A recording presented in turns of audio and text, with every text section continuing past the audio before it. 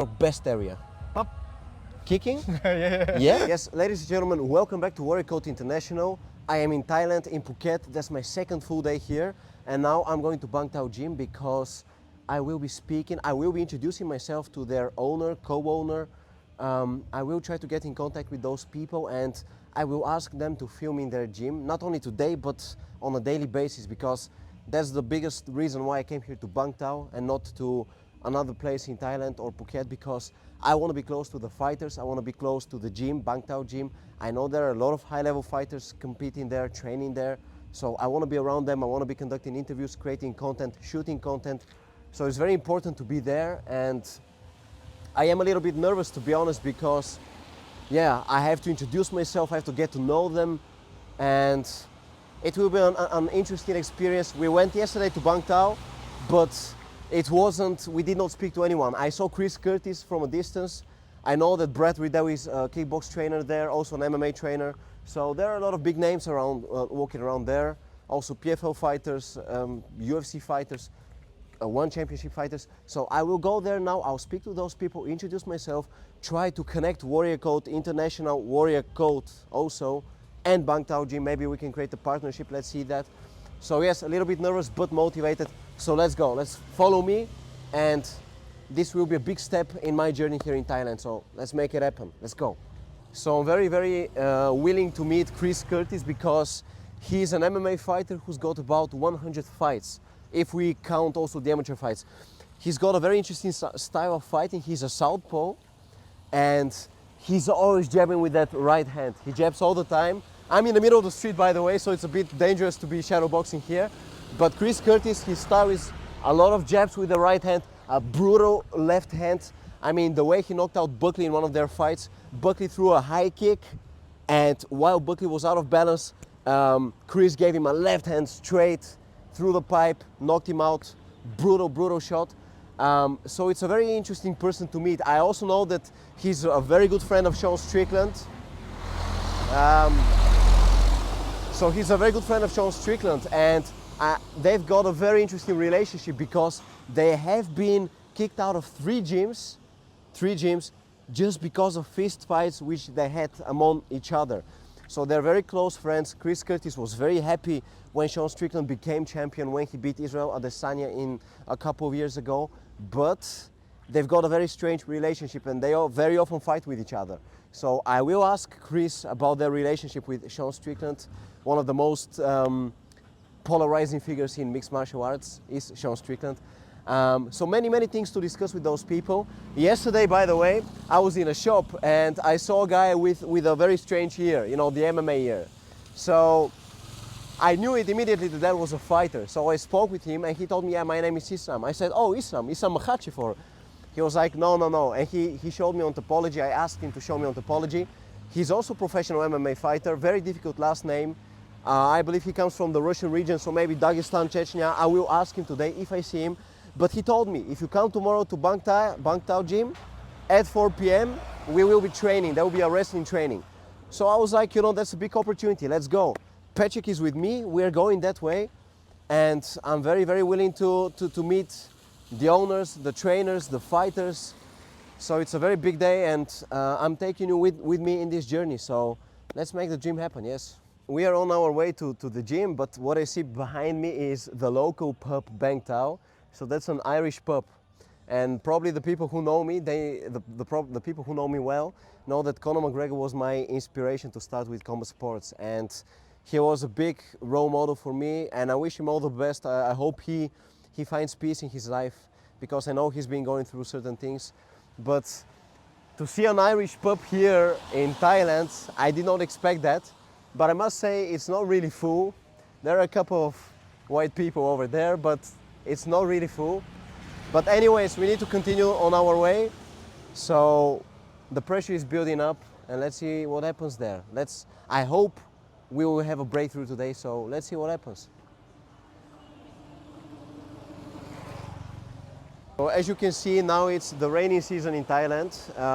Here in September there is a lot of rain, and I mean, it's been raining since yesterday in the afternoon, and it doesn't stop raining, or maybe it stops for a little bit. And as you can see, everywhere around Yeah, there aren't many people swimming, obviously, because it's not pleasant weather to swim. So you can't really enjoy Thailand at the moment. But what keeps me going is that I have a big purpose. I'm here with the go, so that gives me my direction. But once the weather gets good, and I believe that will be around, I think in November is the best season for Thailand, for visiting Thailand, then it will be great. So now we are going to build the foundation, get the subscribers, and that's up to you. I need your support, so please follow us and subscribe. But once we build the basics, once it's November and it's warm and all these fighters from all over the world are here, then it's gonna get even bigger and bigger. So we're gonna expand it even more. But now we're building a strong foundation. Now we're going to Bangtao, and yes, it's just, I believe when you have a strong why, you can bear any what. So it doesn't matter what the circumstances are. It doesn't matter what's going on around you. It doesn't matter what the weather is. It doesn't matter how lonely you are. If you have a clear purpose and goal, and if you work towards it, you can go through anything. So let's go. So yesterday, me and Patrick, who is my cameraman and also a big inspiration here for me during this period, because he's also a very ambitious person. Hello, hello, hello. Maybe you can show. So yeah, hello, hello. So massage. You massage? But yeah, so hello. So as we were speaking about massage, yesterday we went to massage with Patrick, and we were sitting next to each other and they were massaging us, two women. And I started talking to one of them. They were both from here, from Thailand. And I was like, oh, but you've got a very good accent in English, because she really did. She was like, yeah, thank you very much. And yeah. So we had a good conversation. And then Patrick was like, but bro, do you notice something? I was like, no, well, notice what? He was like, bro, take a better look at her. He was speaking in Dutch. So I took a better look and I was like, well, is it maybe, is there something wrong?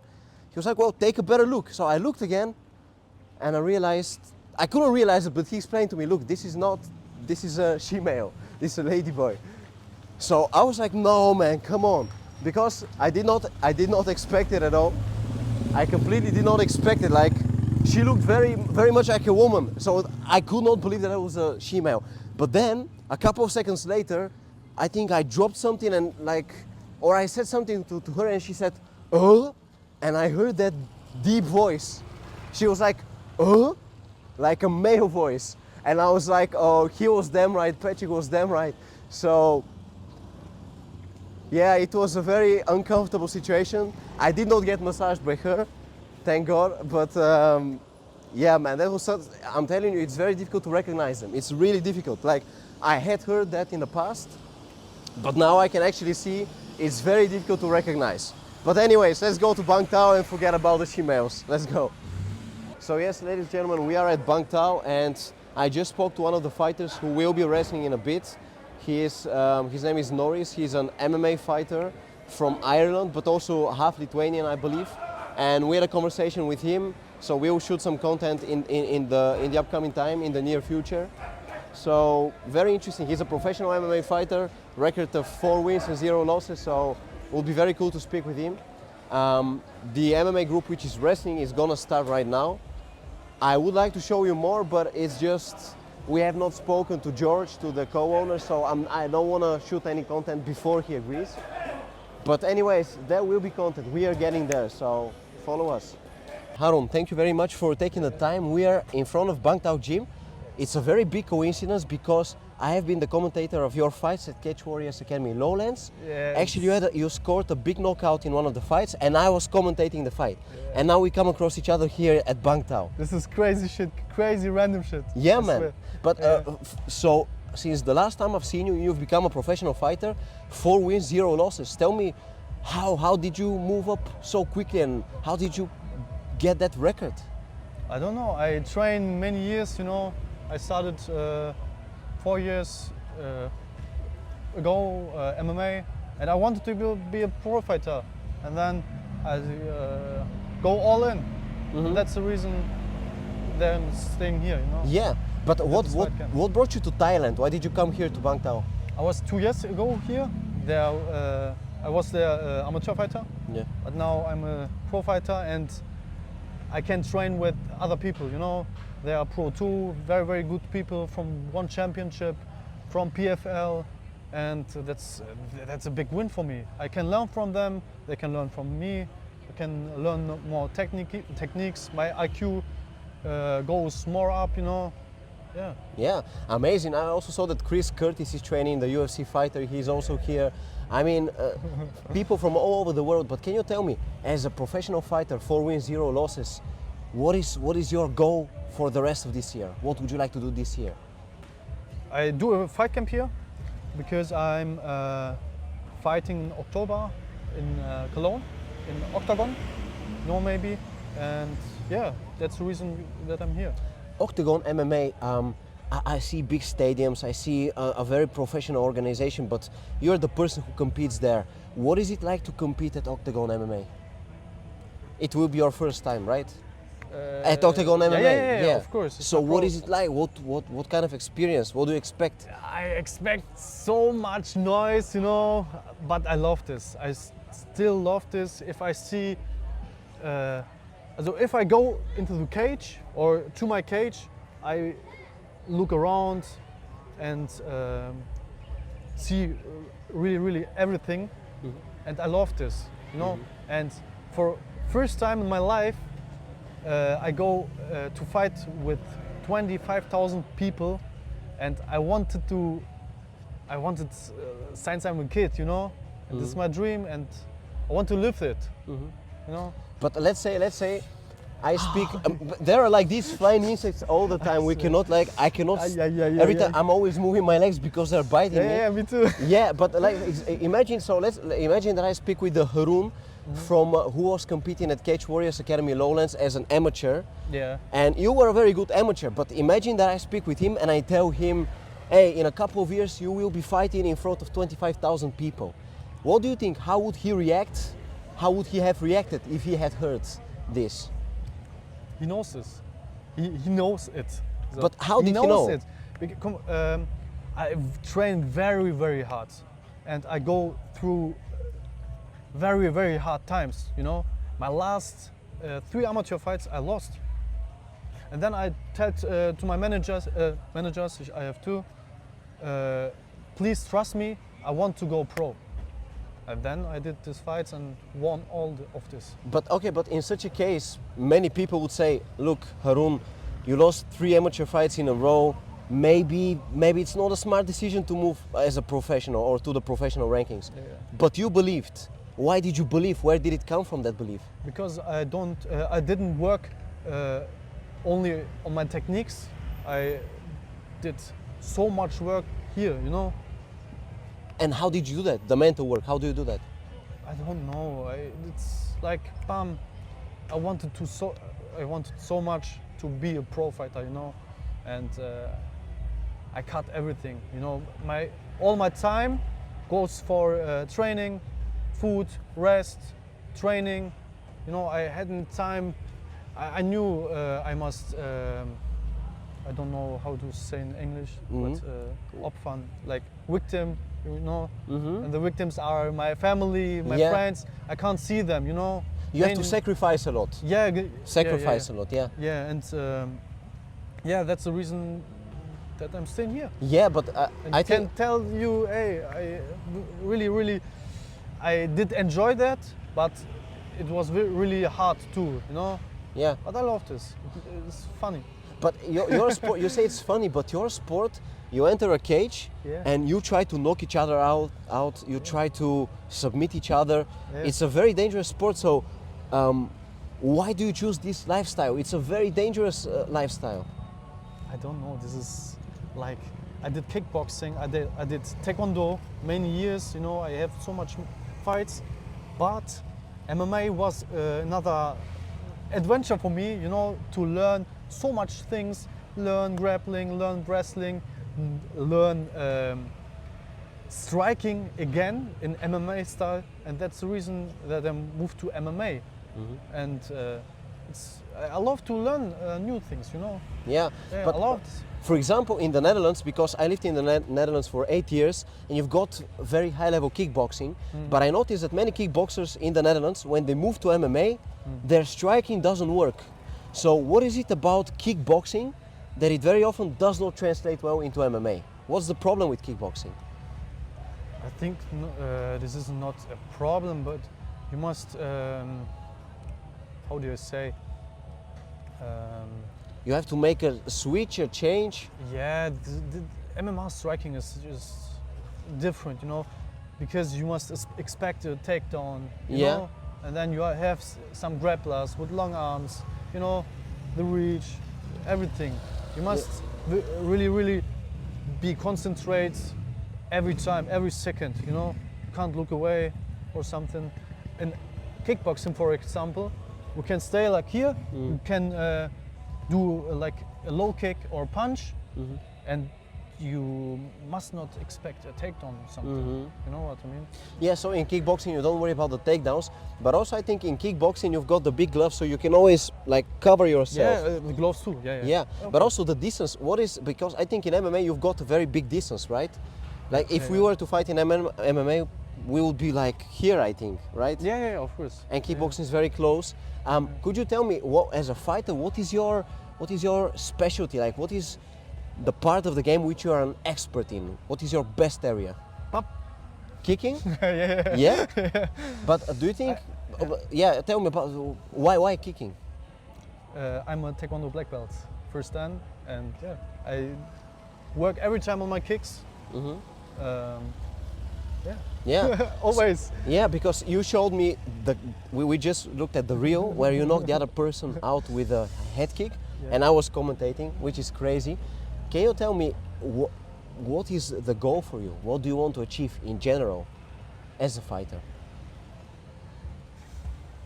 I want to be an idol, you know, for kids, of course, because I'm not like I don't know. I don't want to trash talk or use bad words, or I want to show that it can be funny to train like 2 times a day, and yeah, that's the reason that I do this, and I want to show all the kids, you know, not like, hey, I want to punch him in the face or something. I go always in the gym with a big smile and go with a big smile out, you know what I mean? Yeah. I want to show.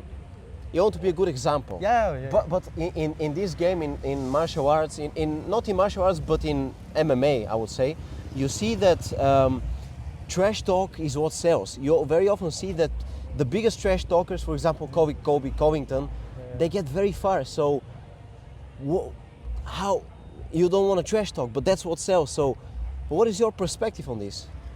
I'm on the beginning from my career, pro career, and now it's not important for me. You know, I want just fight.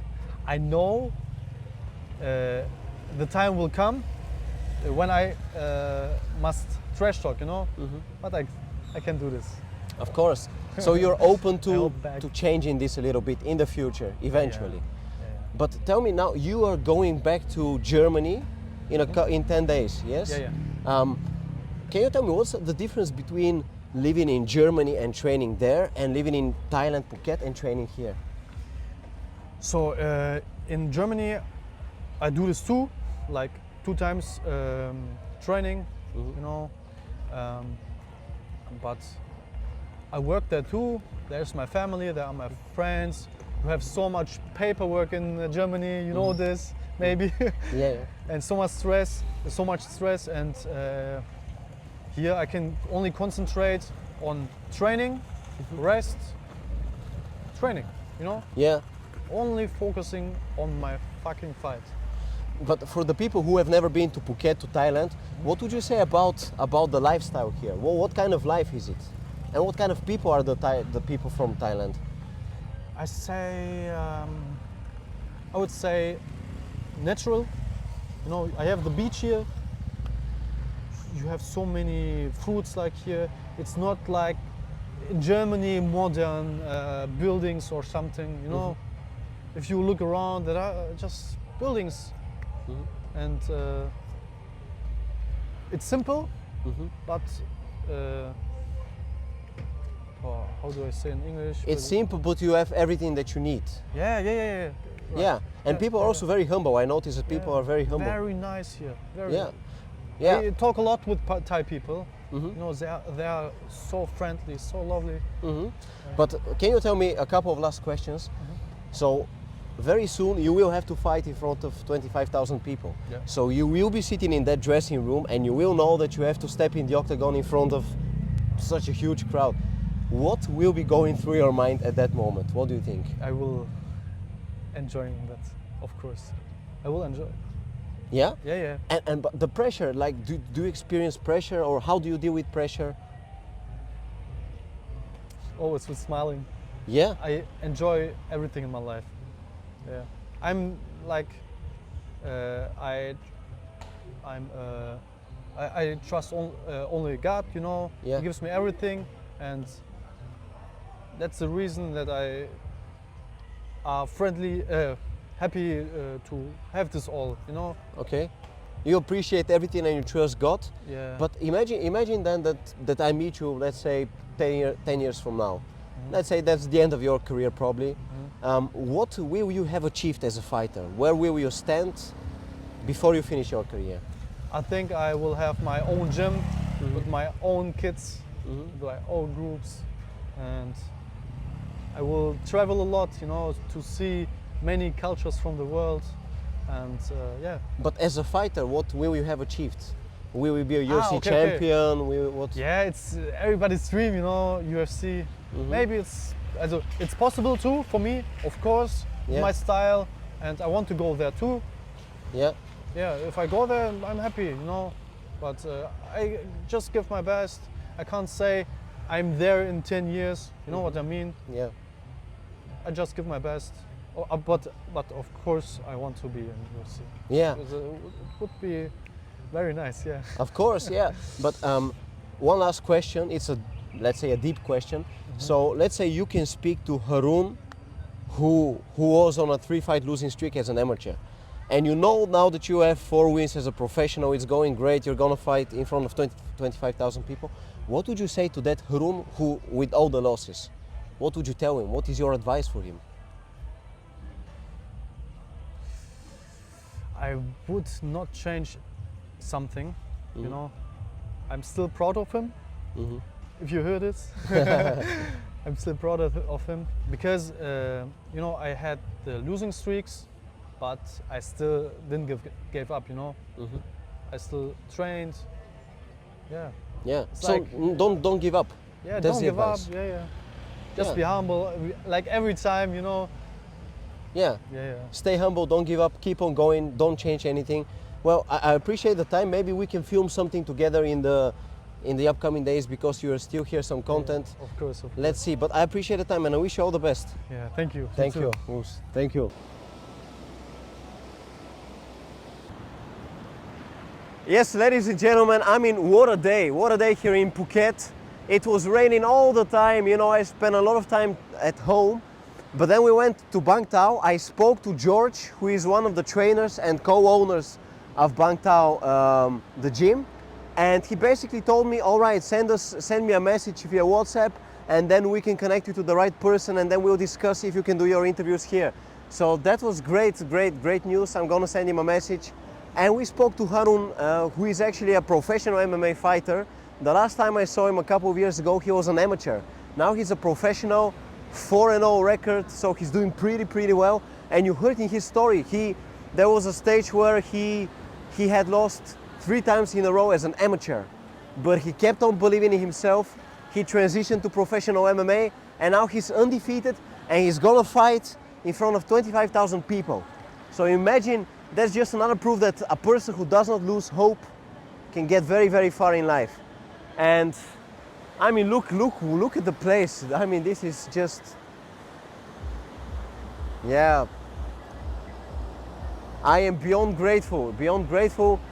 I will come with a lot of content from Bangtao, from the gym, just wait a little bit. They need to give me the permission. I hope they will, and I believe they will. But yeah, man, this is just paradise on earth, and very grateful to be here. Patrick, enormous shout out to Patrick. And let's go Warrior Code International. Let's conquer the world. Not with ego, but with purpose. Let's go. Oh, me? Whoa. Whoa.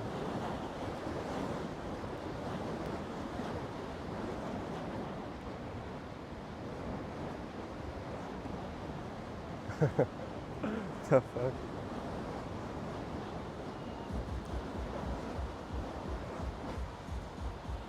Wow. Wow. Oh, man. Yeah, ladies and gentlemen, that was the vlog of today. We went to Bangtao. I saw Chris Curtis training. I spoke with one of the head coaches, George, who is also co-owner of the gym. I spoke with Harun, who is a professional MMA fighter. I am trying to build my connections there at the gym. So yes, I'm just trying to make it happen. It was a great day, great experience. Now we're gonna relax, maybe get some sleep, read a book a little bit. Big shout out to Patrick, who is filming me. And we keep on following the dream and keep on going. At the moment, I've got 316 subscribers on YouTube, so I truly need your support. And guys, let's go, let's make it happen. Oes.